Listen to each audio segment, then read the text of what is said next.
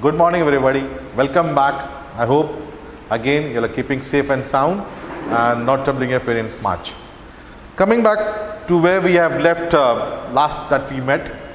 So we are doing the same chapter, the chapter 3, the northern plains, and in continuation from yesterday's part that we had left. Today we'll study life in the northern plains. Now in social studies, and when you go into your higher classes where you study geography as a separate subject, life in a given area, suppose a state, a country, a continent, normally discusses under these particular parameters. These are the ways they are normally spoken about, where we talk about the life of the people staying in that particular area. Where we normally talk about the introduction of the state, where it is mentioning the capital, where it is located, different kind of landforms, so and so forth. Then the languages spoken, religion followed, main religion followed, food, what they eat, what are the dishes, what are the recipe, what are delicacies which are famous of that particular area, clothes, folk dance and songs, crops which are grown there, the climatic condition which favors particular type of crop grown there, and the means of earning. These are the basic parameters. There are many, but mainly this is what you have to learn in this standard. Anyway, so the first state that is we have to discuss, this is page number 23. Page number 23. The first state that we are discussing today, or starting to discuss today, is Punjab. Punjab, as you know, the way that the Punjab is basically a land of 5 rivers, Punjab, alright. And when we hear the state of Punjab, we think about Bhangra, we think about dances, we think about peppy music, not many things, and not forgetting the delicious sarson da saag and makai di roti and their famous lassi. Anyway, 5 rivers flow through the land of Punjab. Like I told you, Punjab, it comes from the Hindi word Punjab. They are the Jhelum, the Chenab, the Ravi, the Satluj and the Bias. All are tributaries of the Indus river. Yesterday we had learned what are tributaries. Tributaries are those small rivers which are joining a big major river. So these are small rivers which are going into the river Indus and give their flow of amount of water to that big river, and the big river becomes more bigger. Crops grown, wheat, pulses, vegetable and milk are the main items included in the food of the people. Now there's word pulses. Pulses are your dal, pulses are your chana, or the lentils, these are the things that we normally eat in our daily staple food in all over the country. Okay, pulses. Pu, how you spell, it's given there, but still pulses. Okay, basically mainly it's the dal that we normally eat. You can see the famous Golden Temple in that picture. Okay, very famous, very sacred place of the Sikh community, Sikh religion, Sikhism. They are very fond of lassi and ghee. Oh my God, every time, whenever you go, normally when we in our house, any guest coming in, we ask them for a cup of tea, cold drink, okay. But here, whenever you visit a guest house, whenever you visit as a guest to a place, they will surely ask you for a glass of lassi, and they love to cook, love to have a lot of ghee in their food. Men generally wear tehmad, long kurta and turban on head. Tehmad is kind of the lungi that the Punjabis wear. Special Punjabi lungis are known as tehmad. Women wear salwar kameez. Okay. The people of Punjab speak Punjabi and follow Sikh religion. Bhangra and Gidda are the popular folk dances of Punjab. Gurupurab, Baisakhi, Holi and Diwali are the main festivals of people of Punjab. The capital of Punjab is Chandigarh. The Golden Temple is located in Amritsar. Other important cities of Punjab are Ludhiana and Jalandhar.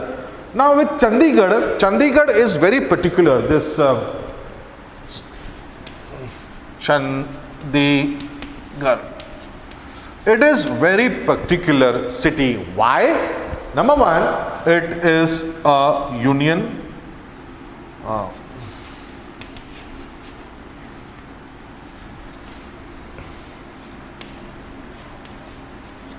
union territory. Okay. Secondly, it is capital of two cities. Capital of two states rather.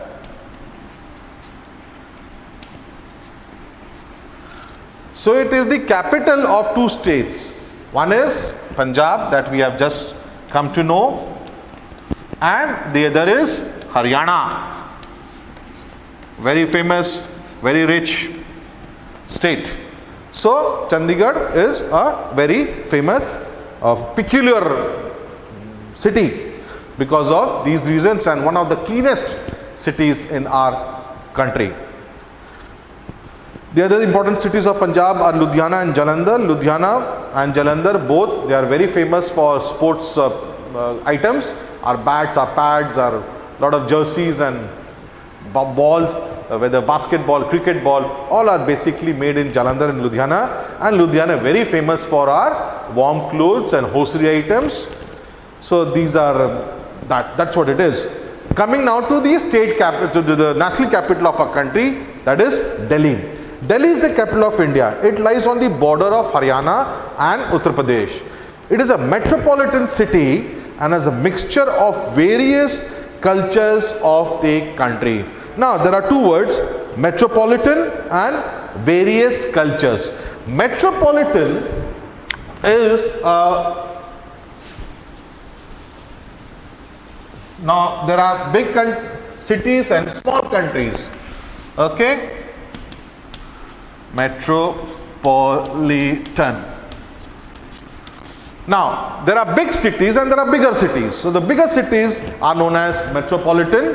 They have some criteria which have to be there.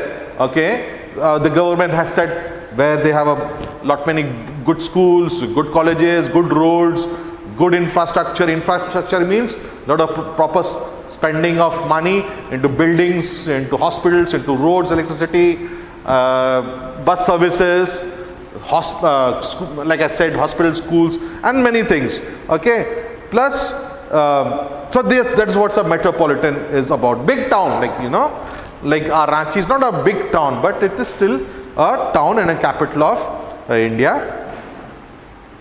Various mixtures of cultures of the country. See, Delhi is one place where most of these states they send, or rather people from different states come and live in Delhi, because Delhi generates jobs. Since it's the capital of our country and there are many factories, many business centers, many business, there are factories and schools and so many things which generate job opportunities, and so that is why there are so many people going to this part of our country, and that is the reason that it has got different cultures.